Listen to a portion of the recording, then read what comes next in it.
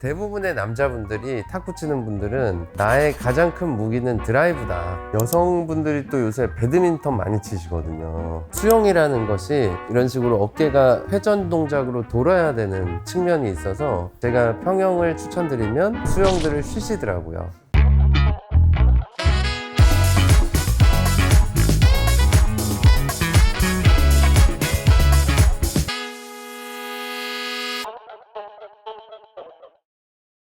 안녕하세요. 재활천재 윤천재 윤영권 원장입니다. 오늘의 주제는 어깨 통증인데요. 최근 들어서 날씨도 좋아지고 이러면서 운동들을 많이들 하세요. 각종 스포츠에 따라서 어깨 환자분들이 굉장히 많이 생기고 있는 상황입니다. 어깨 통증이 석회 같은 것이 끼어서 석회성 힘줄염이 생기는 경우도 있지만 대부분은 이두근이라고 하는 힘줄에 힘줄염이 생기든지 회전근개에 염증이 생긴다든지 아니면 회전근이 부분 파열된다든지 관절 와순이라는 부분이 찢어지든지 이런 식의 부상들로 많이 나타나게 되는데 대부분은 그런 반복 동작 그리고 반복적인 자극에 노출되는 게 원인이 되겠습니다.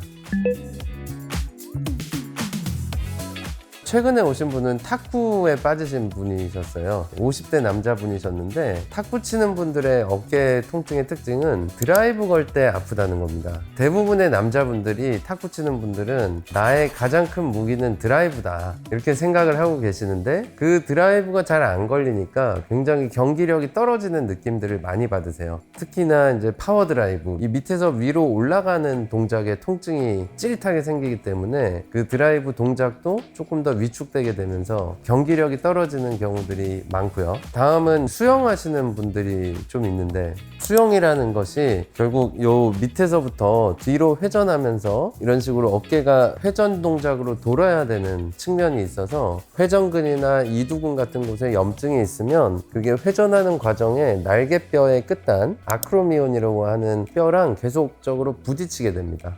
특히나 자유형, 접영, 배영 같은 배영도 특히 앞에서 뒤로 넘어가기 때문에 이럴 때 아크로미온이라는 뼈랑 부딪히면서 찌릿찌릿한 통증을 유발을 하게 되죠. 그런 식의 마찰이 계속 이어지는 것이 어깨에 이롭지 않기 때문에 저는 평형만 하셔라 이렇게 추천을 많이 드리는데 대부분의 경우에 제가 평형을 추천드리면 수영들을 쉬시더라고요.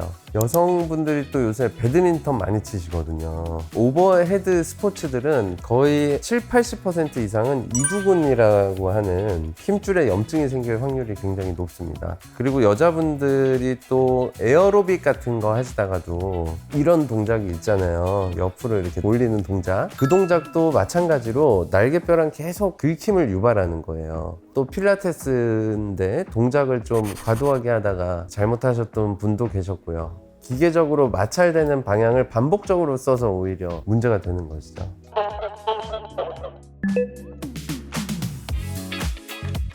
질환이 어떤 거냐에 따라 조금 다를 것 같아요. 예를 들어 회전근에 염증이 있거나 이두근에 염증이 있거나 아니면 파열이 있다 라고 하면 이 마사지건을 때렸을 때 오히려 좀 악영향이 있을 수도 있고요. 왜냐하면 뭔가 염증 반응이 이미 생겼다는 거는 그 염증을 줄여야 좋아지는 거잖아요. 주사로 소염제를 투여한다든지 약으로 소염제를 먹어서 염증이 줄어야 좋아지는 건데 거기에 마사지건 같은 자극을 주면 오히려 약간 악영향을 줄 수도 있을 것 같고요. 근데 근육통, 단지 퓨어하게 어깨 주변에 근육이 뭉쳐서 근육통이 있다라면 마사지건도 도움이 되겠죠. 하지만 이게 환자분이 정확히 통증의 어떤 종류를 분리해내기 힘들기 때문에 운동을 하시는 분들은 그래도 이건 근육통이다 이 정도의 느낌을 갖고 계신 분들이 많은데 근육통이라는 확신이 들 때만 마사지건을 쓰시면 도움이 되실 수 있을 것 같습니다.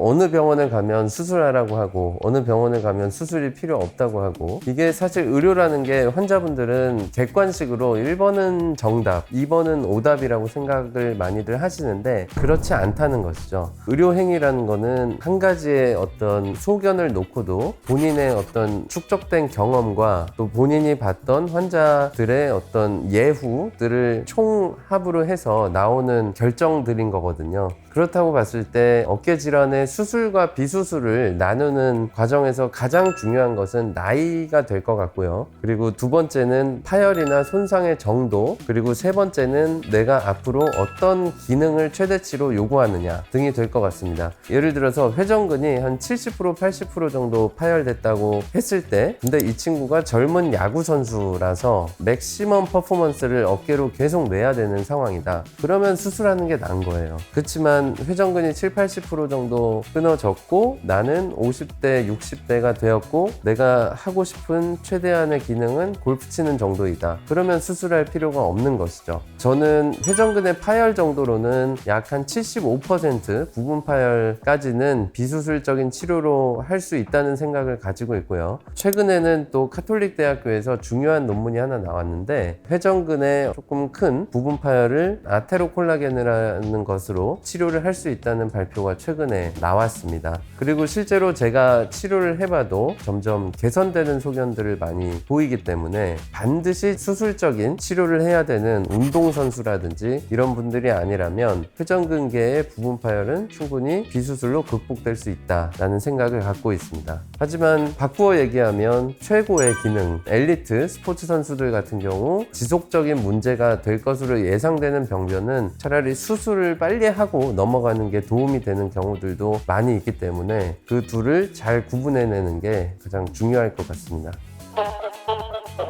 지금까지 재활천재 윤천재의 윤영권이었습니다.